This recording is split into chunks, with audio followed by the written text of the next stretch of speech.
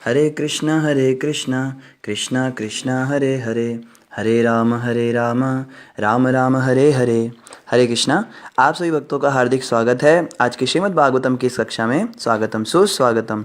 और हम चर्चा कर रहे हैं श्रीमद् भागवतम स्कंद 4 अध्याय 29 के ऊपर, जिसका नाम है नारद तथा राजा प्राचीन बरही के मध्य वार्तालाप। तो जल्दी से हम रिकैप करते हैं। कल हम क्या पढ़ रहे थे? कल हम ये पढ़ रहे थे कि नारद जी ने जब राजा प्राचीन बरही को वो कथा बताई तो राजा प्राचीन बरही को बात समझ में आ गई और वो कहने लगे, मुझे आज तक तो ब्राह्मणों ने केवल सकाम पूजाएं सिखाई थी, हम तो केवल देवी देवताओं के यज्ञ पूजा पाठ यही करते थे। हमें तो यही बताया गया था कि इनसे ये मांगो, उनसे वो मांगो, ये चाहिए तो इनकी पूजा करो, वो चाहिए तो उनकी पूजा करो।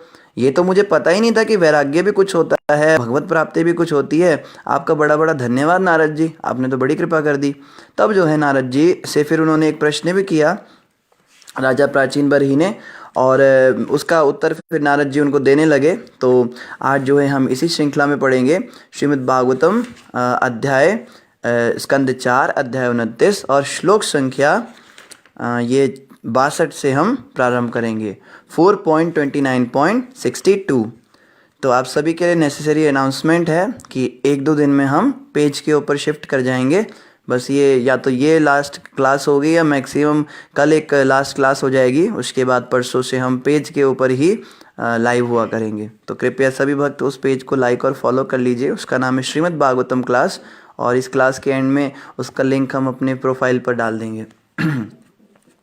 नारद जी कहते हैं नहीं, नारद जी नहीं कहते, प्राचीन बरही कहते हैं, जीव इस देह आत्म बुद्धि के अंतर्गत कार्य करता है कि मैं यह शरीर हूँ, मैं वह शरीर हूँ, यह मेरा कर्तव्य है, अतः मैं इसे करूँगा। ये सब मानसिक संस्कार हैं और ये सारे कार्य, ये सारे कर्म अस्थायी हैं। फिर भी भगवान के अनुग्रह से जीव को अपने समस्त मनोरथ पूरे करने का अवसर प्राप्त होता है, इसलिए उसे दूसरा शरीर प्राप्त होता है। तो यहाँ बता रहे हैं कि हमारा जो पुनर्जन्म हो रहा है ना, जैसे कि शंकराचार्य जी कहते हैं, पुनरपि जननम पुनरपि मरणम पुनर्जननी जठरे शयनम, ए संसारे बहु दुष्टारे कृपा ही पारे पाही मुरारे, भज गोविंदम गोविंदम भज मूढ़मते। कि हे मूर्ख जीव, तेरा बार बार जन्म हो रहा है, बार बार तू मर रहा है, बार बार तू माँ के गर्भ में जा रहा है। ऐसा दुष्प्रभाव इस संसार का है। इसलिए तू क्या कर, तू गोविंद का भजन कर, गोविंद का भजन कर, गोविंद का ही भजन कर। तो बारंबार हमारे जन्म मृत्यु हो रहा है, इसको हम समझ नहीं पाते हैं। ऐसा पहली बार नहीं हो रहा है कि प्रभु जी मुझे पहली बार किसी से प्यार हो गया। जैसे आज के लोग वैलेंटाइन डे मना रहे हैं, कहते हैं हमको तो पहली नज़र में प्यार हो गया, हम तो इनसे शादी करना चाहते हैं। प्रभु जी आप हमें ये सब मत बताओ, वैराग्य मत बताओ, बस अभी तो आप ये बताओ कि शादी करके अब इनके साथ रहकर मैं कैसे भक्ति में आगे बढ़ूं। अरे तूने हर जन्म में यही तो किया है, हमको याद नहीं है ना? कितनी बार हम प्यार में पागल हुए हैं, कितनी बार है फॉल इन लव हुआ है हमारा। कभी सुअरी के साथ में प्यार किया है, कभी गधी के साथ प्यार किया है, कभी कुतिया के साथ प्यार किया, जिस योनि में थे वहाँ पे। अब जैसे कॉकरोच होता है, कॉकरोच को देख के अब देखो, जो लोग कहते हैं ना सच्चा प्यार है, आप इसका मजाक मत उड़ाया करो। हमने सच्चा प्यार किया, आप ऐसे मजाक बना देते हो।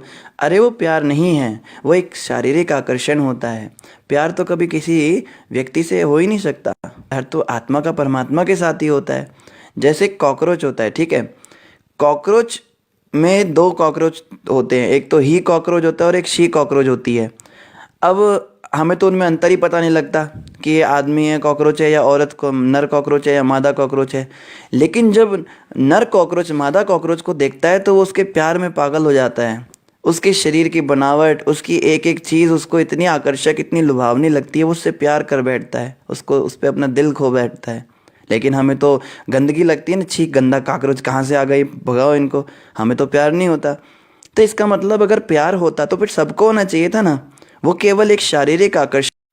तो एक्चुअली में ये प्यार होता है ना, ये एक शारीरिक आकर्षण मात्र होता है, सच्चा प्यार नहीं होता। कि हमारा प्यार तो बहुत सच्चा है, हम साथ रहेंगे, जीने मरने की कसमें खाते हैं, कुछ साल के बाद में फिर तलाक दे देते हैं, या फिर एक दूसरे की टांगे खींचते हैं, उसको कोर्ट में ले जाती है, उसको थप्पड़ मार देता है, यही सब होता है। तो प्रेम वास्तव में इसमें हम कितनी बार फंसे हम समझ नहीं पा रहे हैं। इस बात को राजा प्राचीन भरी यहाँ बता रहे हैं कि बार बार जन्म मरण हमारा चलता रहता है। जन्म मरण के चक्कर के कारण ही हम इस संसार में फंसे रहते हैं और हर बार यही करते हैं। कुछ नया नहीं कर रहे हम कि पहली बार मैंने जॉब करी, मेरी पहली कमाई, कितनी बार ये किया है हमने, ये तो हम हर बार ही करते हैं।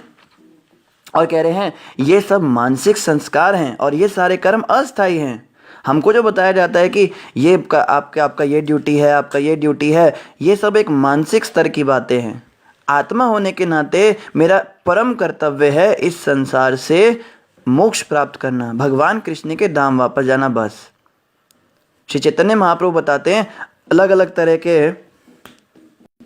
अब इसको हाथ मत लगाना, अलग अलग तरह के स्तर पे हमारे कर्तव्य होते हैं। जैसे मुख्य कर्तव्य क्या है, हमें बताया जाता है भाई तुम घर के बड़े बेटे हो, तुम्हारी जिम्मेदारी है, तुम इसका ध्यान रखो, उसका ध्यान रखो। या कोई आदमी कहता है तुम मेरी पत्नी हो, तुम्हारी जिम्मेदारी है, तुम्हें मैं घर की चाबियां दे रहा हूँ, मेरी माँ का ध्यान रखना, बहन का ध्यान रखना, बच्चों का ध्यान रखना, घर का ध्यान रखना। या फिर कोई जॉब करता है तो उसको दिया जाता है आप कंपनी के HOD हो तो आपको ध्यान रखना है इन डिपार्टमेंट्स में कभी प्रॉब्लम नहीं होनी चाहिए। इवन कोई मंदिर में भी आता है ना, उसको भी डिपार्टमेंट मिलते हैं। हम टेंपल के अंदर रहते तो सबको अपनी अपनी जिम्मेदारियां मिलती हैं। भैया आप हेड पुजारी हो, आप देखना भगवान के सेवा अच्छे से हो, आप क्लीनलीनेस इंचार्ज हो, आप साफ़ सफाई का ध्यान रखना, आप प्रचारक प्रीचिंग इंचार्ज हो, आप प्रीचिंग अच्छी रखना, प्रचार करते रहना। तो सबको बहुत सारी जिम्मेदारियां दी जाती हैं। लेकिन भागवत हमें कहता है ये सारी की सारी जिम्मेदारियों से सबसे बड़ी जिम्मेदारी है इस संसार से बाहर निकलना। इस बात को हम भूल जाते हैं। छोटी छोटी जिम्मेदारियां तो पूरी निभाते हैं। किसी के पति हैं तो पूरा समर्पित होकर उसका परिवार का पालन करते हैं। किसी की पत्नी है तो पूरा समर्पण के साथ में अपने घर का ध्यान रखती हैं। पूजा पाठ व्रत भी करते हैं तो उसमें भी केवल यही मांगते हैं मेरे घर में शांति रखना, मेरे बच्चों का ध्यान रखना, मेरे पति को सही सलामत रखना। आत्मा परमात्मा वाली बात ही नहीं करते। और इससे क्या होता है, हर जन्म में यही किया है। जब जब मनुष्य बने हैं 84 लाख योनियां पार करके, हर बार यही तो किया है। दुनिया भर की जिम्मेदारियां हमारे कंधों पर डाल दी जाती हैं। लेकिन हमें समझना है कि इन सारी जिम्मेदारियों के बोझ तले दबकर अगर हम जी रहे हैं तो अगला जन्म भी ऐसा ही होने वाला है। हमारी संसार से छुट्टी नहीं होने वाली। बार बार बार बार बार बार जन्म मृत्यु यही सब होगा कि ये बहुत अच्छा बच्चा है, ये बहुत अच्छा पिता है, ये बहुत अच्छी माँ है, इसने बड़ा अपनी सेवा की। बहुत जैसे कई लोग मर जाते हैं ना तो बोलते हैं बहुत ही अच्छी औरत थी, बहुत ही अच्छी थी, अपने घर के कर्तव्य इतने अच्छे से निभाए उसने और सबका ध्यान रखती थी, हम जब भी जाते थे हमें खिलाती पिलाती थी। लोग सोचते हैं कि बस अपनी जिम्मेदारियां पूरी कर दी किसी ने तो वो परफेक्ट है। पर भागवतम में यहाँ राजा प्राचीन बर ही कह रहे हैं ये सब करने के बाद ठीक है, अच्छी बात है, मना नहीं कर रहे कि गंदे बन जाओ, ऐसा नहीं कह रहे, बहुत अच्छी बात है। लेकिन ये सब करने के बाद होगा क्या? मरने के बाद फिर जन्म कहीं और होगा। आज ललिता बाई थी, कल को कहीं जाके सुजन बन जाएगी, फिर वहाँ पे जाके उस हिसाब से चलेगी, वहाँ पे अपनी जिम्मेदारी पूरी करेगी। फिर मरने के बाद टॉमी बन जाएगा। दुनिया भर की यही चलता रहता है। तो ये सारी जिम्मेदारियां जो हैं इनको निभाना है, लेकिन इनको भगवान को भुला के नहीं निभाना, भगवान की भक्ति करते हुए निभाना है। अगर हमारे घर में 16 माला का जाप हो रहा है हमारा, हरे कृष्ण कृष्ण कृष्ण हरे हरे, हरे राम राम राम हरे हरे, इस महामंत्र का अगर हम 16 माला डेली जाप कर पा रहे हैं, हम 4 नियमों का पालन कर रहे हैं, हम मांस मछली अंडा प्याज लहसुन नहीं खा रहे, हम बीड़ी सिगरेट चाय कॉफ़ी गुटखा खैनी तम्बाकू शराब ये सब नहीं ले रहे हैं, हम लोग अवैध स्त्री पुरुष संपर्क नहीं कर रहे हैं, और हम जुआ सट्टा नहीं खेल रहे, शास्त्र पढ़ रहे हैं, डेली हमारे घर में ठाकुर सेवा हो रही है, भागवतम पढ़ी जा रही है, सुनी जा रही है, डेली हम तुलसी की सेवा कर पा रहे हैं, एकादशी व्रत रख रहे हैं, मंगल आरती उठ रहे हैं, तो फिर ऐसे घर के अंदर ये सारी जिम्मेदारियां निभाते हुए भी हमें निश्चित रूप से भगवत प्राप्ति होगी। ये प्रभुपाद जी के स्टेटमेंट थे। प्रभुपाद जी कहते थे इस संसार से बाहर निकलना बहुत मुश्किल है। आप सोचो तो बड़े बड़े ऋषि मुनि इतनी जटाजूड़ रखकर वह हिमालय के पर्वतों पर जाकर कितने ठंड में तपस्या करते हैं। हमने मजाक समझ रखा है, chant Hare Krishna and be happy. इतने सस्ते नहीं है भगवान, इतनी आसानी से मिलते नहीं। ये तो आचार्यों की कृपा है, प्रभुपाद जैसे आचार्य की कृपा है। वो कहते हैं मैं अपने बल पे तुमको ले जाऊंगा, मैं भगवान से तुम्हारी सिफारिश करूंगा, तुम कम से कम इतना तो कर दो, दिन के 2 घंटे जप को दे दो, 2 घंटे सेवा साधना को दे दो, इतना तो कर दो। ठीक है तुम काम धंधा करो, जो करना है सो करो, मैं तुम्हें लेकर जाऊंगा। एक बार प्रभुपाद जी बैठे हुए थे, उनके सारे विदेशी शिष्य उनके सामने बैठे थे, अंग्रेजनियाँ सब बैठे थे। तो प्रभुपाद जी कहते हैं, जिस व्यक्ति ने अपने जीवन में 100% भी शुद्धि नहीं हो पाई, जिसकी भक्ति नहीं हो पाई 100% भी, वो भी जो है अगर 80% भक्ति भी कर लेगा तो उसको भी भगवत प्राप्ति हो जाएगी। तो सारे शिष्यों का जो है मुंह नीचे हो गया। प्रभुपाद जी समझ गए ये बेचारे इतना भी नहीं कर पा रहे। प्रभुपाद कहते ठीक है, अगर तुम 50% भी अपनी भक्ति कर लेते हो तो भी तुम्हें भगवत प्राप्ति हो जाएगी।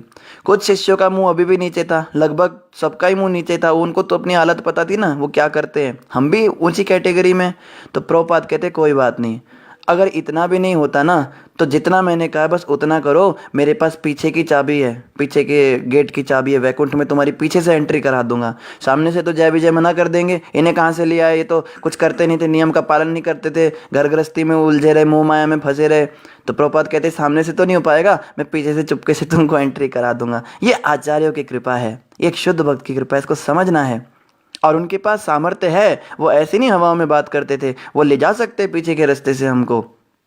कहा है ना, कृष्णा से तुम्हारा कृष्णा देते पारो, তোমারা শক্তি আছে, আমি তো कंगाल कृष्णा कृष्णा बोले ढाई तव पाछे पाछे, ओ हे वैष्णव ठाकुर दयार सागर एदा से करुणा करी। कहते हैं कृष्ण से तोमार, कृष्ण आपके हैं, और कृष्णा दीते पर तोमार शक्ति आछे, आपके अंदर ही शक्ति है गुरुदेव। वैष्णव ठाकुर, वैष्णवों के पास ही शक्ति होती है, आप कृष्ण को किसी को भी दे सकते हो। हम लोगों को कहते हैं मैं आपको भक्त बना दूंगा, मैं आपको भगवत प्राप्ति करा दूंगा, आपके जन्म मृत्यु के चक्कर खोल दूंगा। अरे मैं खुद संसार में फंसा हूं, मैं क्या किसी को बाहर निकालूंगा। ऐसा तो बोलना भी नहीं चाहिए कि हम आपको डिवोटी बना देंगे, हम आपको भक्त बना देंगे। अरे हमारे पास है ही कहाँ भक्ति, जिसके पास होगा ही नहीं वो देगा कैसे। आजकल यही तो चल रहा है, बड़े बड़े कथावाचक प्रवक्ता होते हैं भागवत के अंदर, दुनिया भर के सप्ताह हो रहे हैं, दुनिया भर के गुरु बन रहे हैं। 2-4 भजन गा लेंगे तो उनको ही लोग गुरु बना लेते हैं, और थोड़े बहुत प्रवचन झाड़ लेंगे, थोड़ा शास्त्र पढ़ लेंगे, इन लोगों को लोग गुरु बना देते हैं। इनके खुद के हाथ बंधे हैं, दुनिया के बंधन खोलने की बात करते हैं। जब इनके पास खुद ही भक्ति नहीं है तो ये दूसरे को दे कैसे सकते हैं, मुझे ये तो बताओ। ये तो वही बात हो गई, रोड की साइड पर एक भिखारी बैठा है और कह रहा है आओ तेरे को करोड़पति बनाऊं, आओ तेरे को करोड़पति बनाऊं। अरे तू करोड़पति बनाने का सामर्थ्य रखता है तो तूने अपने क्यों नहीं वारे न्यारे किए। तू खुद संसार में फंसा हुआ है, मोह माया में तू उलझा हुआ है, और तू दुनिया को बाहर निकालने की बात करता है। फिर ऐसे लोग जेलों के अंदर चक्कियाँ पीसते हैं, कुछ पकड़े जाते, कुछ नहीं पकड़े जाते। जो नहीं पकड़े जाते उन्हें यमदूत पकड़ते हैं, फिर बाद में पकड़ा तो इनको भी जाना है। तो कहने का मतलब क्या है, वैष्णव जो होते हैं उनके पास भक्ति है, कृष्ण उनके हैं। कृष्ण कहते हैं मैं वैष्णवों की संपत्ति हूँ, मैं अपने भक्तों की संपत्ति हूँ। तो जिसका होगा वही तो देगा ना। अब मैं आपको कहने लग जाऊं मैं आपको भक्ति दूंगा, मैं आपको कृष्ण दूंगा, अरे कृष्ण मेरे संपत्ति थोड़ना है, कृष्ण कोई मेरे बाप के नौकर थोड़ना है कि कृष्ण मेरे कहने से कहीं भी चले जाएंगे। हम कृष्ण के नौकर हैं, हम कृष्ण के सेवक हैं, अभी हमें अपनी शुद्धि करनी है। पर कृष्ण कहते हैं ये भक्ति मार्ग ऐसा है, भक्ति के द्वारा जो है मैं अपने भक्तों के वश में हो जाता हूँ। एकमात्र भक्ति ऐसी जो मुझे बांध लेती है, मैं अपने मेरे भक्त जो कहते हैं मुझे वो करना पड़ता है। इसलिए मैं भक्ति इतनी जल्दी किसी को देता भी नहीं हूँ। मैं भक्ति उसी को देता हूँ जिस पे पूरा विश्वास हो जाता है ये संभाल सकता है, क्योंकि भक्ति देने का मतलब है मैं उसके वशीभूत हो जाऊँगा। जैसे वो कहेगा मुझे वैसे करना पड़ता है। ब्रज की नारियां भगवान कृष्ण को नचाती थी, कान्हा नाच के दिखा फिर तेरे को मक्खन खिलाएंगे। आपको लगता है उसको मक्खन खाने की कुछ कमी हो रही है, वो नाचेगा उनके लिए? पर नाचते थे कन्हैया, तो वो मक्खन के लिए नहीं नाचते थे, उनको वो भक्ति दे रखी थी ना भगवान ने, इसलिए उनके पास ये सामर्थ्य आ गया कि भगवान कृष्ण उनके इशारों पर नाचते थे। और हम कहते हैं कन्हैया तेरे को मक्खन खिलाऊंगी, नाच। अरे तू कौन होती है बोलने वाली? हम तो कहते हैं ये तो मेरा लल्ला है, ठाकुर है, ये इसको तो मैं बच्चा मानती हूँ, इसको मैं वहाँ ले जाती हूँ। हम तो नंद बाबा के भाव में रहते हैं, हम तो यशोदा मैया के भाव में रहते हैं। तू भगवान का बाप बनेगा, भगवान की माँ बनेगी तू? इतना तेरे अंदर अहंकार आ गया। कई लोग क्या करते हैं कि शबरी ने भी तो भगवान को अपने झूठे बेर खिलाए थे, मैं भी भगवान के साथ ही बैठ के खाती हूँ, एक टुकड़ा उन्हें खिलाती हूँ ठाकुर जी को, एक टुकड़ा खुद खाती हूँ। मजाक बना रखा है भगवान का, कोई खिलौना है वो? तेरे झूठा क्यों खाएंगे। शबरी ने तो कितने हजारों सालों तक भगवान के लिए, भगवान राम के लिए फूल बिछाए थे, वेट किया था। तो ऐसे नहीं मानसिक हमने मान लिया, हमने बेटा मान लिया, हमने बाप मान लिया, और कोई बिस्तर पे सुला रहा है, कोई टोकरियों में लेके घुमा रहा है, ये सब जो है ये सब अपराध लगता है। इन सब चीज़ों से बहुत ध्यान रखना चाहिए हमें। तूने तो मान लिया, वो उसने तो नहीं तेरे को बाप बनाया ना। कृष्ण भगवान भक्ति हर किसी को नहीं देते। तो बात क्या चल रही है कि कृष्णा से तो मार, तो आपके कृष्ण हैं। कृष्ण ने कहा है मैं अपने भक्तों का हूँ। तो वैष्णव ठाकुर आप क्या कीजिए, आप कृष्ण को मुझे दे सकते हो।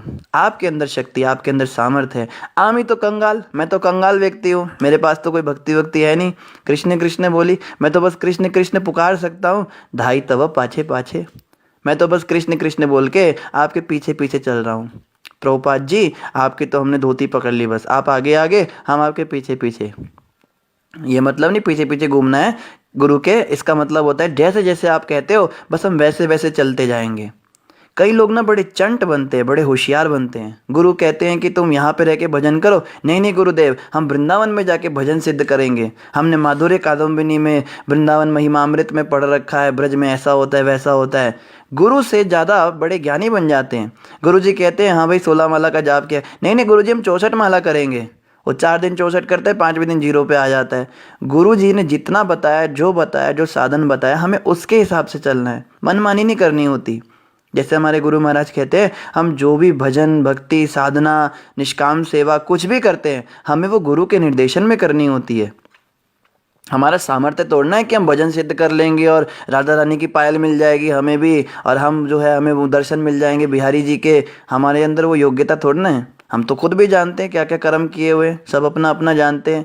कहाँ कहाँ मुंह मारे हैं, कहाँ कहाँ पे मुंह काला किया है हमने। कभी तो नॉनवेज की दुकानों पे जाके टंगड़ियाँ चबाई हैं, कितने हमने शराबे पिए हैं, गलत काम किए। तो अपनी स्थिति को हमें भूलना नहीं चाहिए। केवल एकमात्र रास्ता क्या है, वैष्णवों के जैसा बताया उनके पीछे पीछे चलना है बस। उन्होंने कहा ऐसा करो तो ऐसा करो, वैसा करो तो वैसा करो। कई लोग दुनिया भर के नियम ले लेते हैं। चतुर्मास कर रहे हैं, हम 4 महीने तक अन्न नहीं खाएंगे, 4 महीने तक हम पानी नहीं पिएंगे, 4 महीने तक हम दूध नहीं पिएंगे, दुनिया भर के वो नियम ले लेते हैं। और गुरु जी ने जो नियम दे रखे हैं, सुबह 4 बजे उठना, मंगल आरती करना, वो नहीं करेंगे, जप नहीं करेंगे हम एकादशी पे वो करते ये करते, पर जो कहा गया वो नहीं करते। तो ऐसे लोगों का उद्धार नहीं होता है। भक्ति जो है, भक्ति एक समर्पण का विषय है। जो गुरु को ही समर्पण नहीं कर पाया, यहाँ मनमानी कर रहा है अपनी कि गुरुदेव आप तो ऐसा बता रहे हो पर मैंने तो वहाँ ऐसा पढ़ा है वैसा करा है, तो वो भगवान के धाम क्या जाएगा, क्या भगवान को समर्पण करेगा। ऐसे व्यक्ति को अगर भगवान के धाम भेज दो, वहाँ पे भी मनमानी करेगा।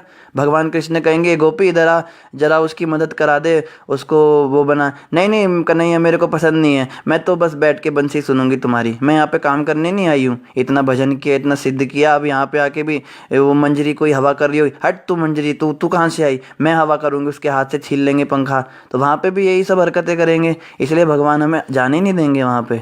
भगवत धाम नहीं जा सकते। पढ़ते रहो, दुनिया भर की किताबें पढ़ते हैं लोग। हमने तो ललित माधव पढ़ ली, हमने उज्जवल नीलमणि पढ़ ली है, हमने माधुर्य कादम्बिनी पढ़ ली है, हमने हरि भक्ति विलास पढ़ ली, बहुत सारी किताबें पढ़ लेंगे। हमें सब पता है भगवत धाम में क्या होता है। वहाँ ऐसा होता है, ऐसा होता है, मंजरी भाव होता है, किंकरी भाव होता है, गोपी भाव होता है, बड़े बड़े प्रवचन झाड़ेंगे। ये भाव सखी भाव होता है, ये ऐसा करते हैं, इतने समय पे अष्टप्रहर लीलाएं होती है, सारी बातें बताएंगे, पर वहाँ जा ही नहीं पाएंगे। तुमने अमेरिका की सारी बातें पता कर ली, पर जब वीज़ा लगाने गए तो वीज़ा ही नहीं लगा, तो क्या फ़ायदा। इसको कहते कोरा ज्ञान। और दूसरी ओर क्या है, उसको कुछ पता नहीं क्या होता है, कैसे होता है। गुरु जी ने कहा बस तुम ऐसे ऐसे करो, वो पहुंच ही जाएगा, तो सब पता ही चल जाएगा वहाँ पे जाके। तो क्या ज़्यादा अच्छा रास्ता है, बस खाली थ्योरेटिकल पता कर करके यहीं बैठे रहना, या फिर यहाँ पे जो गुरु जी कह रहे हैं वो सब करके और प्रैक्टिकली वहाँ पहुँच जाना। तो ये जो है भक्ति मार्ग जो है समर्पण का विषय है। हमें हर चीज़ पूछ के करनी होती है। ये नहीं कि हमारे यहाँ पे तो वो पंडित जी ऐसा बताते हैं, प्रभु जी हम तो एकादशी के दिन बस चावल नहीं खाते, हमें तो ऐसा बोला गया है, या हमारे यहाँ पे ऐसा बताया जाता है, हमारे यहाँ वैसा बताया जाता है, या पुराना ज्ञान झाड़ेंगे, आत्मा वो होती है परमात्मा। दुनिया भर के जगह जगह पे वो सुनते हैं और सब मिक्स कर देते हैं। ऐसे नहीं होता है। जो वैष्णवों ने कहा है बस वही बात सही है। बाकी लोग अपनी मनगढ़ंत बातें करते, वो हमें नहीं सुननी उनकी बातें। ये हमें ध्यान रखना है। आगे कह रहे हैं जीव की मानसिक स्थिति को 2 प्रकार की इंद्रियों, कर्मेंद्रियों तथा ज्ञानेंद्रियों द्वारा समझा जा सकता है। इसी प्रकार किसी मनुष्य की मानसिक स्थिति से उसके पूर्व जन्म की स्थिति को समझा जा सकता है। तो जैसे जिसकी वृत्ति होती है उसके अनुसार हम पता लगा सकते हैं ये कौन सी योनि से आया है। जैसे कई लोग जो होते हैं बहुत सोते हैं, बहुत नींद आती है, तो भालू की योनि से आए होंगे। कोई लोग होते हैं जो बड़े चालाक होते हैं, बड़े तेज होते हैं, आगे पीछे अपना काम निकाल लेते हैं, और खरगोश की योनि से आए होंगे, या फिर पिछले जन्म में उन्होंने ऐसे कर्म किए होंगे। कोई कोई जो होते हैं ना बचपन से ही बड़े पढ़े लिखे होते हैं, एकदम ब्रिलियंट, कहते हैं ना गूगल बॉय गूगल गर्ल आते हैं आजकल, वो सब याद रहता है उनको। तो पिछले जन्म में कोई ऋषि मुनि होंगे, उनको ज्ञान बड़ा तीव्र होगा, ब्रह्मचर्य का अभ्यास किया होगा, तो आज की स्थिति देखकर हम पिछला जन्म भी पता कर सकते हैं। कभी कभी हमें ऐसी वस्तु का अचानक अनुभव होता है जिसे हमने इस शरीर में देखा या सुनकर कभी अनुभव नहीं किया। कभी कभी हमें ऐसी वस्तुएं अचानक स्वप्न में दिख जाती हैं। तो कई बार हमें सपने में वो चीज़ें दिखने लगती हैं जो हमने वास्तव में तो कभी देखी ही नहीं। जैसे कि सपने में हमें दिखता है कि हम एक जंगल में चले गए, जबकि वास्तव में हम कभी जंगल गए ही नहीं। सपने में हमें दिखता है हम हवा में उड़ रहे हैं, पर वास्तव में तो कभी हवा में उड़े ही नहीं। तो पिछले किसी जन्म में हम जानवर रहे होंगे तो जंगल दिख रहा है, कोई पक्षी रहे होंगे तो हवा दिखता है, पानी के अंदर रहे होंगे तो समुद्र दिखता है, ये सब दिखने लगता है। तो इसी से पता लगता है जब हमने वो चीज़ देखी ही नहीं तो हमारे सपने में वो कैसे आ गई। इसका मतलब पुनर्जन्म होता है। इस पे हमें बिल्कुल विश्वास रखना है। पुनर्जन्म के सिद्धांत का यहाँ पे चर्चा चल रही है। पुनर्जन्म होता है, क्योंकि जो आपने कभी जीवन में देखा ही नहीं उसका अनुभव कैसे हो गया। कई लोगों को ऊंचाई से बड़ा डर लगता है, कई लोगों को अग्नि देख के डर लगता है, कई लोगों को पानी देख के डर लगता है। तो ऐसा कैसे हो सकता है? अंधेरे में डर लगता है तो पिछले जन्म में उनकी मृत्यु उसके कारण हुई होगी, तभी उनको डर लगता है, या कोई कुछ हुआ होगा। तो यही बातें हम बता रहे हैं। अतः हे राजन नारद जी कह रहे हैं, अतः हे राजन, सूक्ष्म मानसिक आवरण वाला यह जीव अपने पूर्व शरीर के कारण सभी प्रकार के विचार तथा प्रतिबिंब विकसित करता है। तो प्रश्न क्या किया था राजा प्राचीन बरही ने कि पाप कर्म तो इस शरीर ने किया, तो उसकी सजा दूसरे शरीर को क्यों मिल रही है? मरने के बाद तो वो खत्म हो गया, तो यहाँ पे कैसे आ गया? तो नारद जी भी उसको एक्सप्लेन कर रहे हैं कि देखो, ऐसा नहीं कि वो शरीर आपने छोड़ दिया तो पूरी तरह खत्म ही हो गया वो, और यहाँ पे आप आ गए तो एक नई शुरुआत होगी आपकी। हमने जैसे कल भी डिस्कस किया था, इस स्थूल शरीर के अंदर एक सूक्ष्म शरीर भी होता है।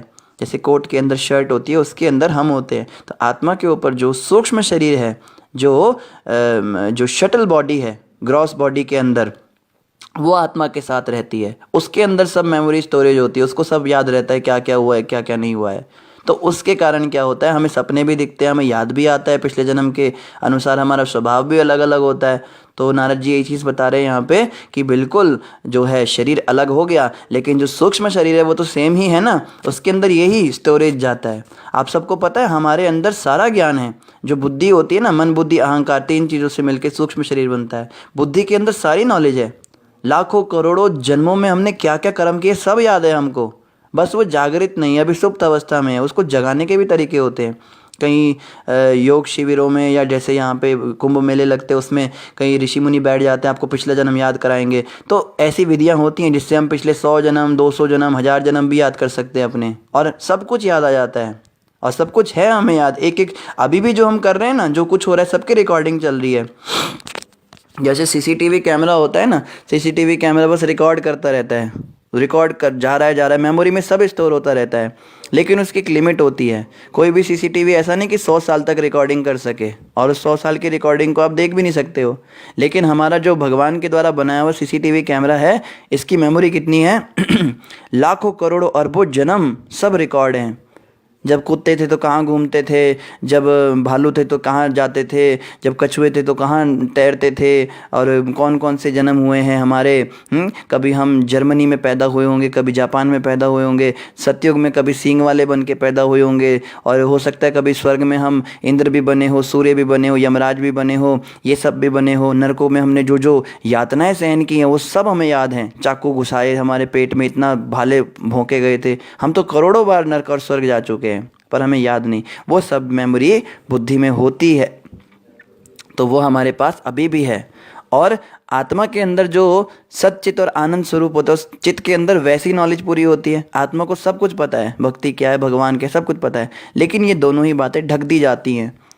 इस कारण से हमें लगता है कि हम तो एक नए व्यक्ति हैं, पिछला जन्म तो बीत गया ना, वो चीज़ें क्यों हमारे सामने आ रही हैं, अब वो कर्म क्यों सामने आ रहे हैं, तो वो प्रवृत्तियाँ भी तो सामने आ रही हैं। कोई बहुत ज़्यादा खाता है, कोई बहुत कम खाता है, ये सब पिछले जन्म के अनुसार होता है। तो आगे बता रहे हैं, अतः हे राजन, सूक्ष्म मानसिक आवरण वाला यह जीव अपने पूर्व शरीर के कारण सभी प्रकार के विचारों तथा प्रतिबिंब विकसित करता रहता है। तो इसका बहुत असर पड़ता है कि हम कौन सी योनि से आए। इसीलिए हमारे भारत में ना, हमारे सनातन धर्म के अंदर ये जन्म पत्री बनाई जाती है। जन्म पत्री का सिस्टम और कहीं होता ही नहीं है, उनको पता ही नहीं है ये कुछ होता भी है। जन्म पत्री में बताते ना मृषा क्या है, नाड़ी क्या है, और कौन से नक्षत्र में जन्म हुआ है, कौन सी योनि से आया है, वो सब बता देते हैं। टाइम वगैरह ऐसी कैलकुलेशंस होती हैं हमारे ज्योतिष शास्त्र में, सब पता लग जाता है कि कोई जीवात्मा कहाँ से आई है, पिछले जन्म में कौन सी योनि में था, क्या था। और जो शुद्ध भक्त होते हैं ना भगवान के, जैसे प्रभुपाद जी जैसे शुद्ध भक्त होते हैं, वो व्यक्ति का चेहरा देखकर उसके आगे पीछे के 100 जन्म देख लेते हैं। उनके पास इतनी शक्ति होती है। हमने तो अनुभव किया है। हम गुरु महाराज के पास जब जाते हैं, हमें बताना नहीं पड़ता उनको, वो खुद ही समझ जाते हैं कि इसके दिमाग में क्या चल रहा है और पहले इसने क्या क्या कर्म किए हैं। वो तो बस ऐसा होता है, हम कभी सोचते हैं ना, हमने गुरु महाराज से बात छुपा दी, हमने उन्हें बताया नहीं तो उन्हें पता ही नहीं चलेगा। या हम कभी कभी कहते हैं, गुरु महाराज आपको ना वो व्यक्ति मेरे खिलाफ भड़का रहा है, पर मेरा भाव ऐसा नहीं है। अरे गुरु को सब पता रहता है। गुरु तो नज़र देख के सारा अंदर बाहर सारा स्कैन कर लेते हैं। वो तो पिछले 100 जन्म देख लेते हैं आपके, क्या क्या कर्म करके आए हो। तो उनके सामने जो है, हमें जैसे 10 नाम अपराधों में एक नाम अपराध होता है, गुरु को साधारण मनुष्य समझना और उनकी अवज्ञा करना, ये अपराध है। गुरु कोई साधारण व्यक्ति नहीं है, गुरु के पास सारी शक्ति होती है, वो सब देख लेते हैं।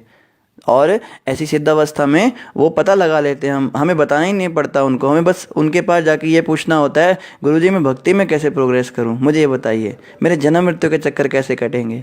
हम तो गुरु के पास जाके भी कहते हैं, ओ बाबा जी कृपा कर दो, बाबा जी जॉब नहीं लग रही, बाबा जी लड़की नहीं फंस रही, बाबा जी बेटी की शादी नहीं हो रही, बाबा जी दुकान में आग लग गई, बाबा जी, ये पागलपन की बातें करते हैं। हमें गुरु के पास जाके केवल ये पूछना चाहिए, मेरी मुक्ति कैसे होगी संसार से। करोड़ों अरबों जन्मों से संसार में फंसा हुआ हूँ, फंसी हुई हूँ, बार बार जन्म मृत्यु हो रहा है, कभी औरत बनती हूँ, कभी आदमी बनता हूँ, मेरी मुक्ति कैसे होगी, कैसे भगवान के पास वापस जाऊँ। गुरु से मिलने का पहले तो मौका ही नहीं मिलता है तो हमें उल्टी सीधी उल जलूल बातें पूछ लेते हैं उनसे, उनका भी मूड खराब हो जाता है, कहाँ से इस पागल को अंदर घुसा दिया तुमने। तो अब गुरु भी क्या करे, वो भी हमारी स्थिति देखते हैं, वो बताते हैं हाँ भाई ठीक है, उनसे बात कर लो, उनसे मिल लो, वो करा देंगे, जाओ तुम यहाँ से, टरका देते गुरु जी भी ऐसे शिष्यों को। तो इसका ध्यान रखना चाहिए। आगे कह रहे, मेरी बात को तुम निश्चय समझो, जब तक पूर्व शरीर में कोई वस्तु देखी हुई नहीं रहती, तब तक मन के द्वारा उसकी कल्पना करने की संभावना नहीं उठती। हे राजन, तुम्हारा कल्याण हो। यह मन प्रकृति के साहचर्य के अनुसार जीव द्वारा विशेष प्रकार का शरीर धारण करने का कारण है। मनुष्य अपने मानसिक संगठन के अनुसार यह जान सकता है कि पूर्व जन्म में वह कैसा था और भविष्य में वह कैसा शरीर धारण करेगा। इस प्रकार मन भूत, गत तथा भावी शरीरों की सूचना देता है। तो नारद जी यहाँ पे बता रहे मन का स्वभाव क्या होता है। हमने बात करी ना कि सूक्ष्म शरीर जो है वो आत्मा के ऊपर जो होता है वो हर योनि में जाता है उसके साथ, वो आत्मा को कभी छोड़ता नहीं है। तो सूक्ष्म शरीर में जो मन होता है वो कैसा होता है, उसके आदतों के अनुसार हम पता कर सकते हैं कि पिछले जन्म में हम कैसे स्वभाव के थे और आगे आने वाले जन्म में हम क्या बनने वाले हैं। जैसे कहा जाता है ना, जो बहुत पैसा इकट्ठा करता है, इकट्ठा कर रहा है, खर्च नहीं करता, बड़ा कंजूस होता है, वो अगले जन्म में मधुमक्खी बनने की तैयारी कर रहा है। स्वभाव के अनुसार शरीर मिलता है। ये जो बाहर का शरीर है वो हमारे अंदर के स्वभाव से ही हमको प्राप्त होता है। हम ये नहीं कह सकते कि हमें पता चल जाए कि हम मरने के बाद कहाँ जाने वाले हैं, पर काफ़ी कुछ हम अंदाज़ा लगा सकते हैं अपने रहन सहन को देखकर। हमारा जैसा आज का जीवन है, कई लोग बड़े गंदे रहते हैं, कपड़े भी फेंके हुए हैं और गंदगी और बदबू हो रही है, थूक रहे हैं ज़मीन पे, वहीं बैठे हुए हैं, सफाई भी नहीं कर रहे हैं। ये लोग सूअर बनने की तैयारी कर रहे हैं। गंदगी में रहना तो सूअरों को पसंद होता है। तो जैसा हम आज अपना आचरण कर रहे हैं उसके अनुसार हम अंदाज़ा लगा सकते हैं कि अगला जन्म हमारा कैसा होने वाला है। आगे नारद जी कह रहे हैं, कभी कभी स्वप्न में हम ऐसी वस्तु देखते हैं जिसको हम इस जीवन में कभी ना तो अनुभव किए होते हैं ना सुने होते हैं, किंतु ये सभी घटनाएं विभिन्न कालों, स्थानों तथा परिस्थितियों में अनुभव की गई होती हैं। तो कई लोग कहते हैं ना, प्रभु जी हमें सपने में दिखा मैं करोड़पति बन गया, तो मेरा सपना सच हो जाएगा ना? सुबह का सपना सच होता है ना? किसी दिन उसको दिखेगा उसकी पत्नी भाग गई किसी और के साथ, कि प्रभु जी ये सपना सच तो नहीं होगा ना? अरे सपने सच हो ना हो, ये सब हमें क्यों दिख रहा है? नारद जी कह रहे हैं हमारे साथ हो चुका है ये घटनाएं। जैसे हमें याद है हमारी माता जी ने एक बार वो सपने में चिल्लाने लगी, वो डर गई एकदम, और जैसी जागी तो बड़ी बड़ी रिलैक्स फील करने लगी। तो हमने कहा क्या हुआ? कहती है मैं क्या बताऊं, मुझे दिख रहा था कि मैं कहीं जा रही हूँ, मेरे सारे जेवर कोई चुरा के ले गया। फिर मैंने घर के अंदर फ़ोन किया तो पता लगा कि तुम लोग भी घर में नहीं हो। मैं फटाफट भागी, मैं घर का रास्ता भी भूल गई, मेरा फ़ोन भी कोई चुरा के ले गया, ना मेरे पास पैसे, मेरा पर्स भी ले गया, और मैं ऐसे खड़ी हुई हूँ पागलों की तरह। मैं सोच रही हूँ मैं क्या करूँ, और तुम दोनों भी दिखाई नहीं दे रहे हो, तुम्हारे पिताजी भी दिखाई नहीं दे रहे हैं। मैं तो बहुत घबरा गई। मैं चौराहे पे खड़ी हुई हूँ, सब लोग जो हैं इधर जा रहे हैं उधर जा रहे हैं, और मैं समझ नहीं पा रही हूँ कि मैं क्या करूँ। फिर जैसे ही मेरी आँख खुली तो मुझे बड़ा रिलीफ मिला कि ये तो सपना था। तो सपने में जो हमें दिखता है वो सब हमारे साथ हो चुका है, कभी ना कभी किसी जीवन में उनके साथ ऐसा हुआ होगा, तो ये उनको याद आ रहा है।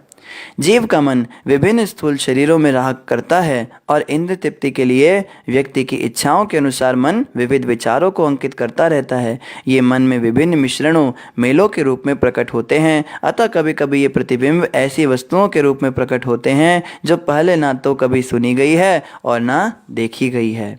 कृष्ण चेतना का अर्थ है ऐसी मानसिक दशा में भगवान के साथ निरंतर साहचर्य, जिससे कि भक्त इस दृश्य जगत को वैसे ही देख सके जैसा कि भगवान देख सकते हैं। ऐसा देख पाना सदैव संभव नहीं होता, लेकिन यह राहु नामक अंधग्रह के समान प्रकट होता है, जो पूर्ण चंद्र होने पर ही देखा जाता है। तो राहु ग्रह जो होता है ना, राहु वो दिखता ही नहीं है, वो अदृश्य प्लैनेट होता है। राहु को आप आंखों से देखोगे तो इनविजिबल होता है, लेकिन जब चंद्र ग्रहण लगता है ना तब राहु दिखता है।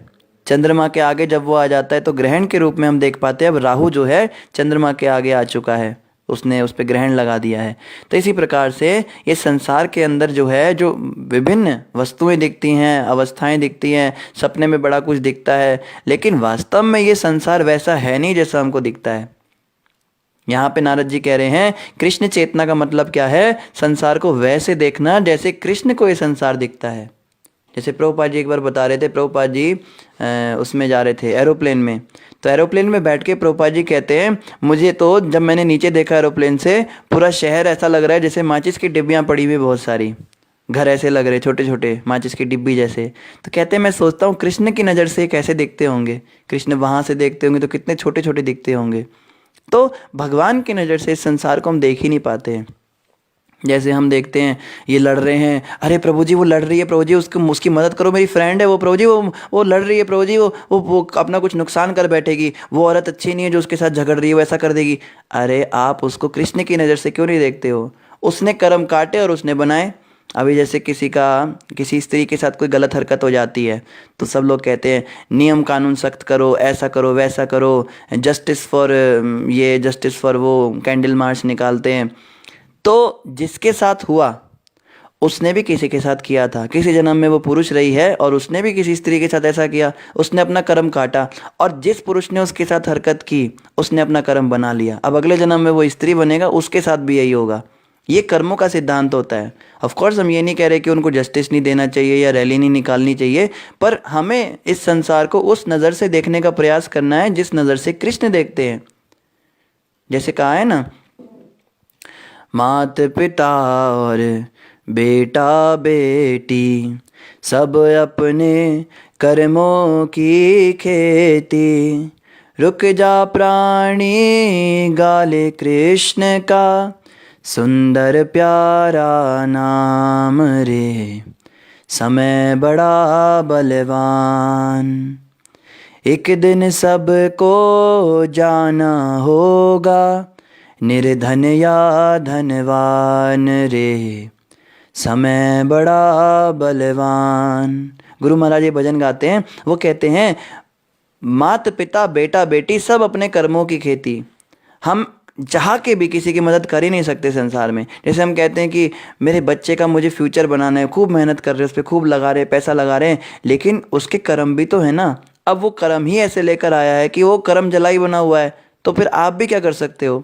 कोई लड़की आपकी है, आप सोचते हो उसकी शादी ऐसे घर में करेंगे, मेरी बेटी राज करेगी, ऐसा करेगी, पर उसके कर्मों में नहीं लिखा, तो आप कितनी भी अच्छी शादी कर दो, कितना भी दहेज लेना देना कर दो, उसको कितना भी अच्छे घर में भेज दो, वहाँ जाके भी झगड़ा होगा और वापस घर में आके बैठ जाती है। कितने हमने देखे, 1 साल के अंदर अंदर ही घर वापस आ जाती है, झगड़ा हो जाता है, फिर बाद में तलाक लेना पड़ता है, फिर शादी दोबारा करती है किसी सामान्य मध्यम वर्ग के व्यक्ति से, फिर वहाँ पे सेट होती है। तो जहाँ पे जिसका लिखा है हम बदल नहीं सकते, कर्मों की गति ऐसी होती है। भारत के अंदर ना पहले के लोग बहुत सुखी रहते थे, संतुष्ट रहते थे, और तलाक तो होता ही नहीं था।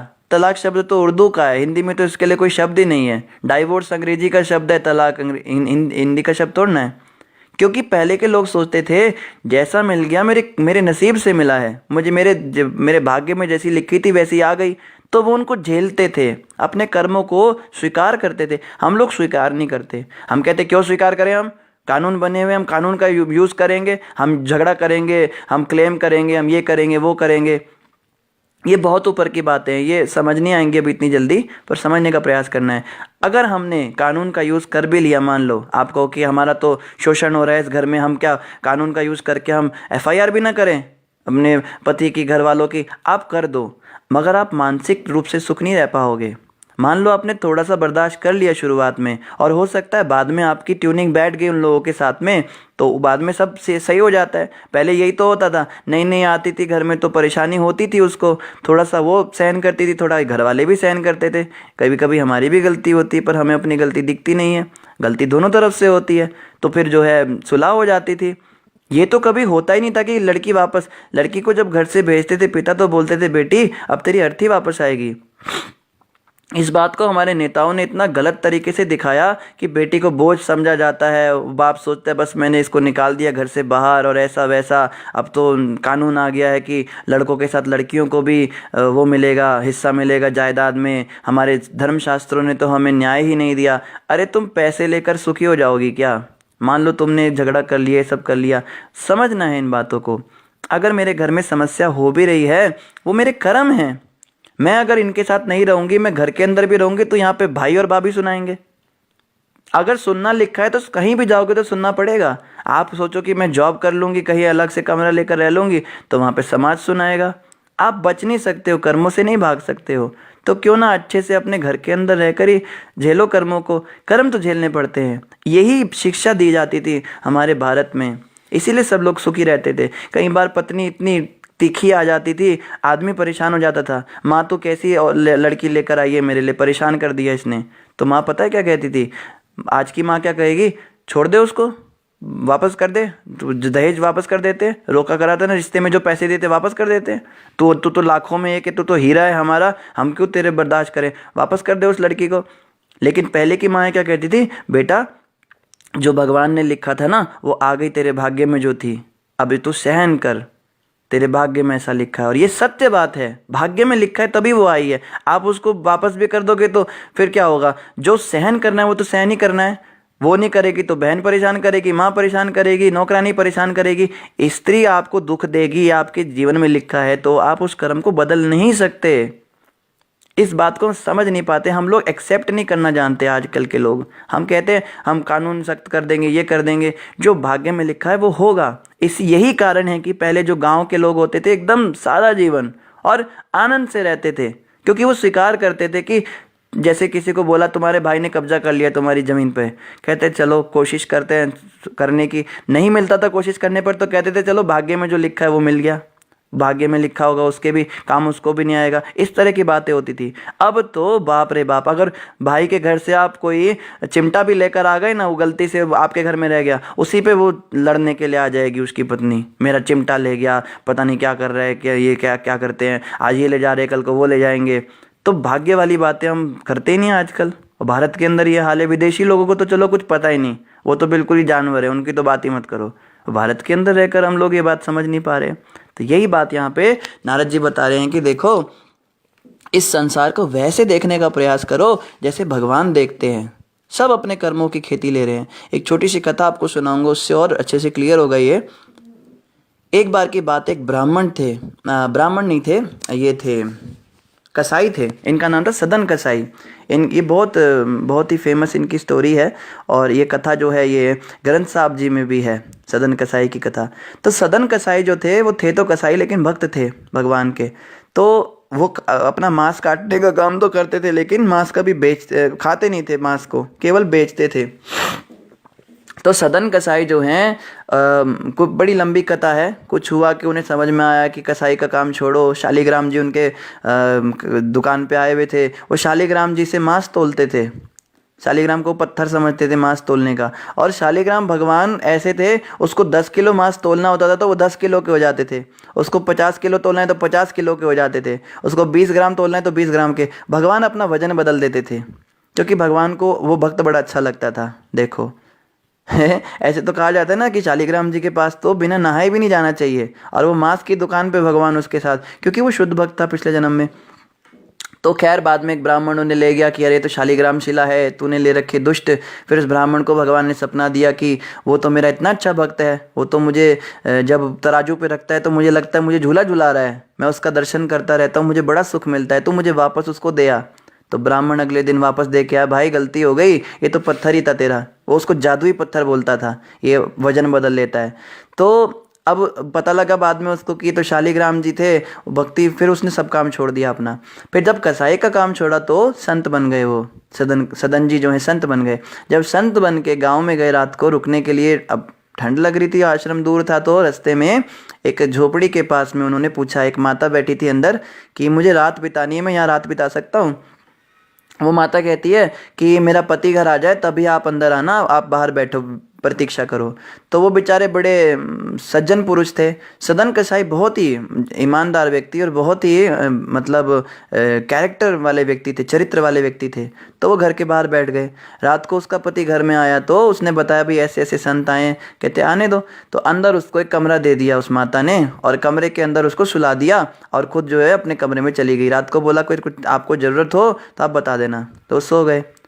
अब सदन जी जो है रात को सो रहे कमरे में, उस माता का पता नहीं क्या मन खराब हुआ, वो कमरे में आ गई और चुपके से आके कहती है आप जो है हमारे पति बनिए। वही जो भी उसने बोला, उल्टी सीधी बातें करने लगी।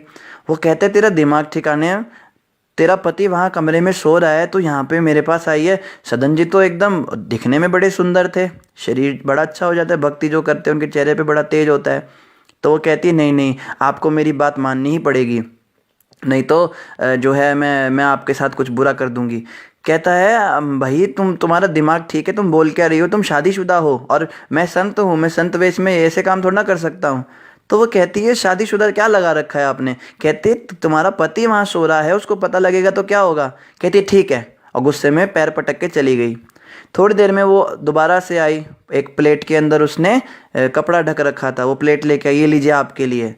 तो उसने कहा क्या है ये? तो उसने कपड़ा हटाया तो अपने पति का गला काट के ले आई उसके लिए।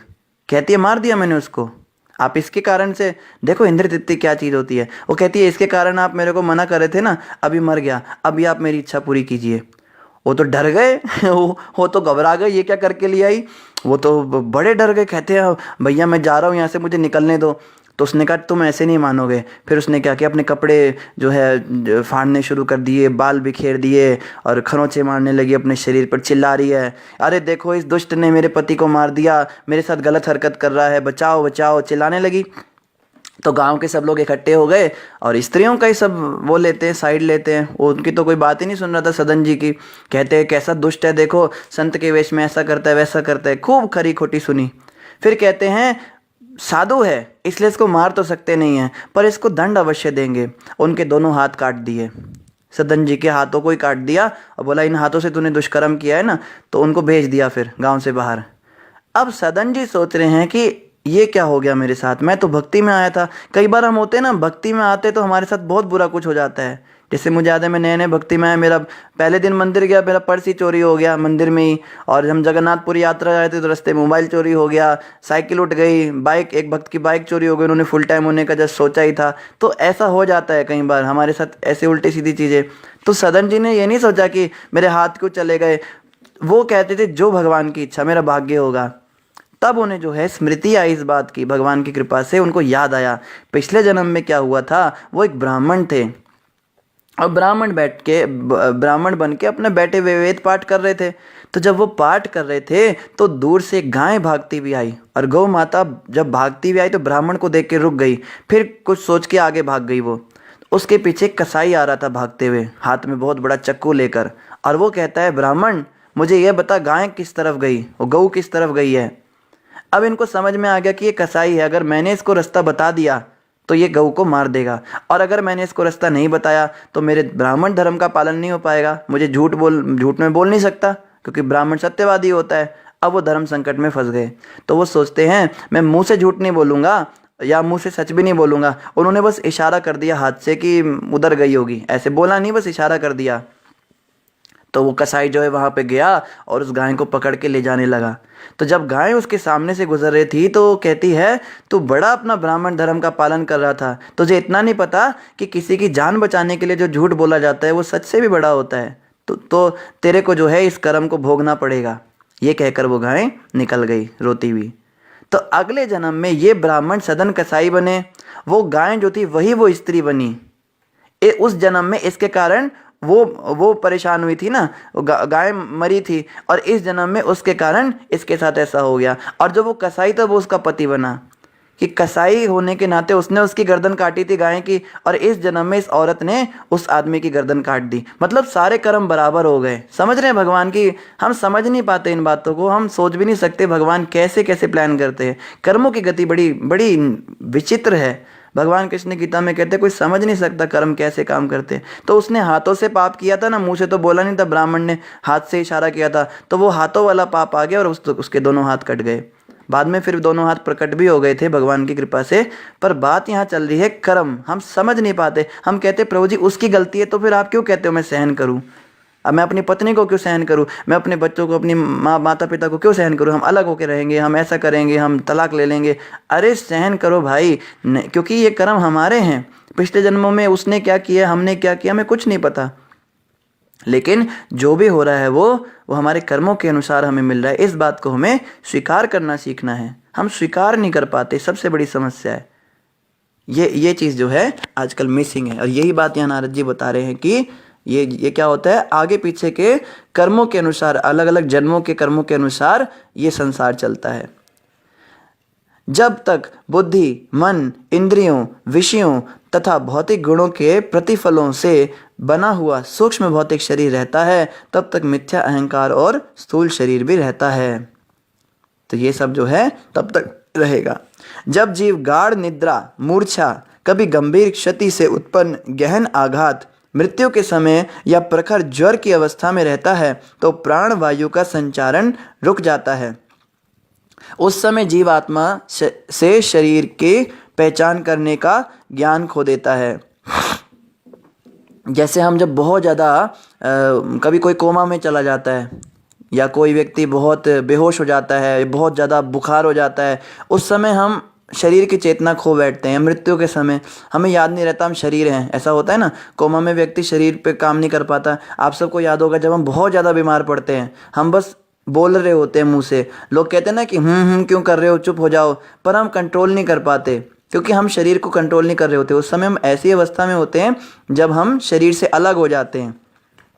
तो ये भी एक इस बात का उदाहरण है कि आत्मा और शरीर अलग अलग है। नारद जी ना यहाँ पे प्रूफ्स दे रहे हैं, अलग अलग लॉजिक्स दे रहे हैं समझने के लिए कि आत्मा और शरीर अलग अलग हैं और पुनर्जन्म का सिद्धांत सत्य है।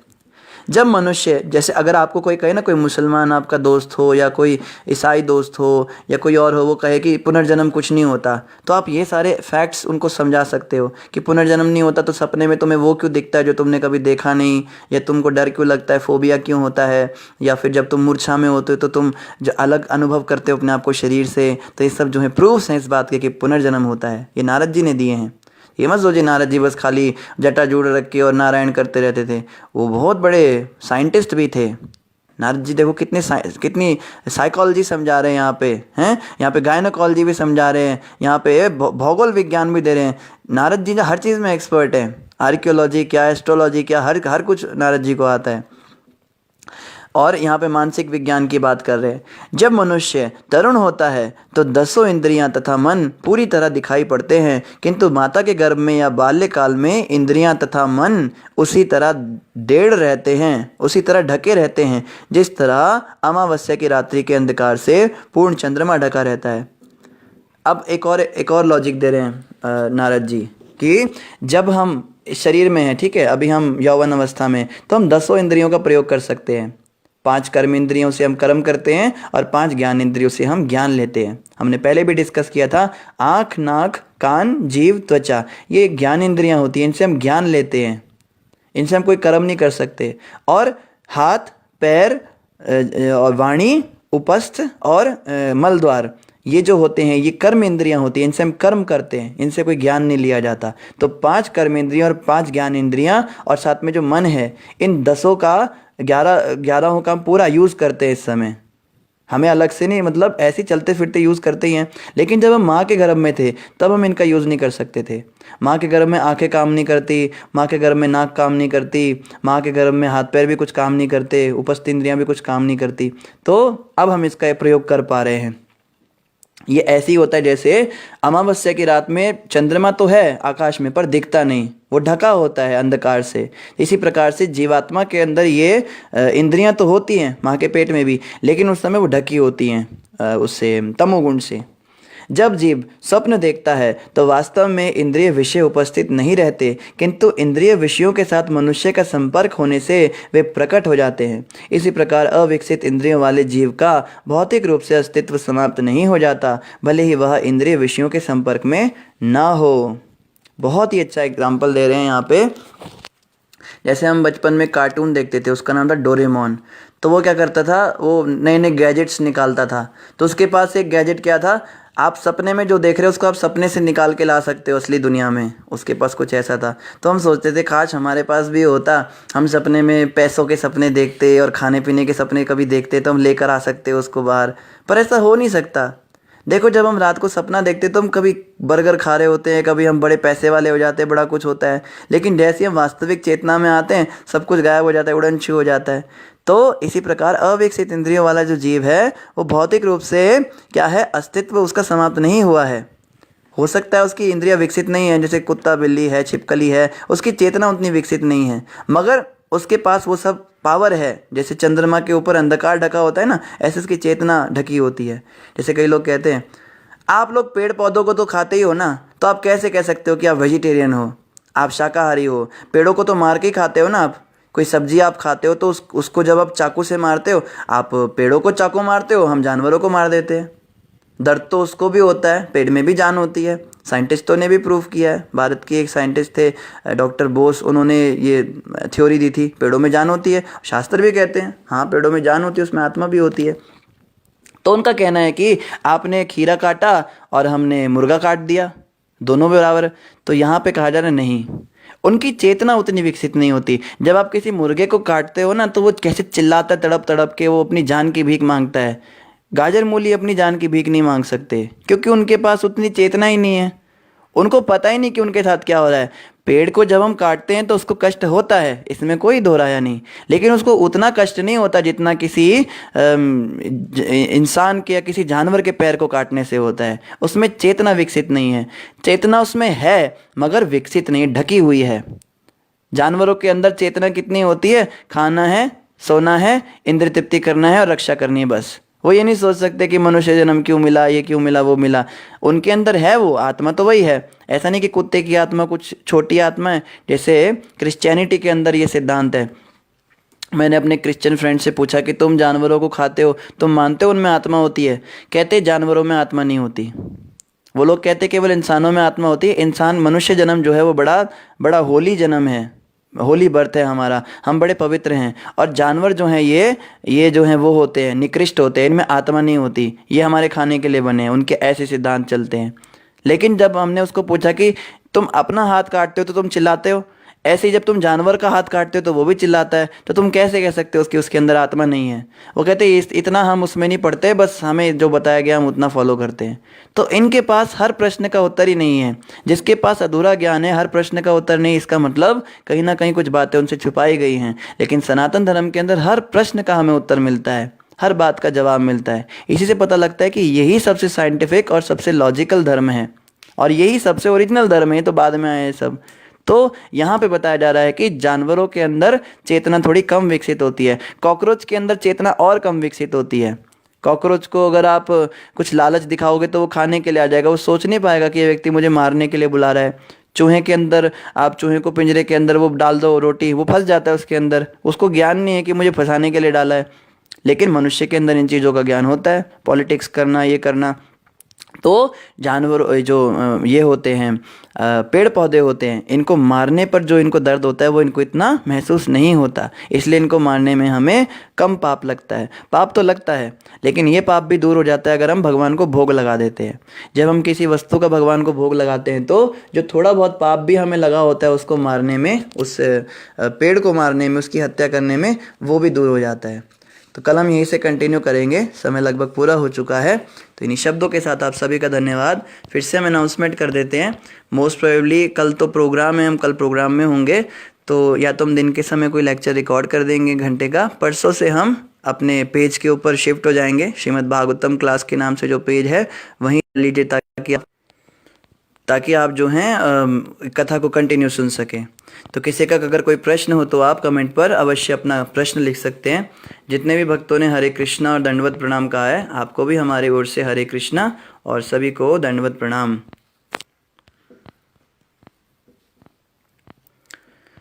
और कई भक्तों ने महामंत्र भी लिखा है, उनका भी धन्यवाद। ठीक है, आज कोई प्रश्न नहीं है। गौर मोहन जी कह रहे हैं, उन्होंने अपना नंबर दिया है, add me in the WhatsApp group. Gaur Mohan ji, आपको भी अशोक प्रभु आपको रिप्लाई कर देंगे उसके लिंक के साथ में, नहीं तो कमेंट पे लिंक डाल देंगे ग्रुप का, आप उसके लिंक पे क्लिक करके सीधे भी लिंक ज्वाइन कर सकते हैं।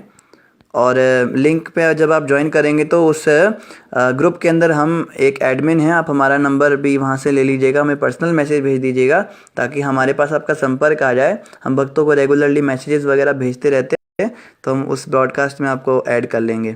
और भी कोई भक्त चाहें तो वो भी ऐड हो सकते हैं, हमारा नंबर आपको ग्रुप में मिल जाएगा, नहीं तो आप पर्सनली फेसबुक पे मैसेज करके भी हमारा नंबर ले सकते हैं। हरे कृष्णा जी कह रहे हैं, हरे कृष्णा प्रभु जी, धन्यवाद प्रणाम, अति अति अति सुंदर। धन्यवाद हरे कृष्णा जी, आप आते रहिए इसी तरह से। और कुछ वॉइस में लगता है कुछ समस्या हो रही है, कुछ भक्तों ने कमेंट किया है, तो हो सकता है वहीं से कुछ समस्या हो रही हो, क्योंकि बाकी भक्तों को तो समझ में आ रहा है ठीक से। ठीक है, इन्हीं शब्दों के साथ आप सभी का धन्यवाद। बोलो ग्रंथराज श्रीमद् भागवत महापुराण की जय, जगत गुरु श्रील प्रभुपाद की जय, गौर भक्त वृंद की जय। हरे कृष्णा।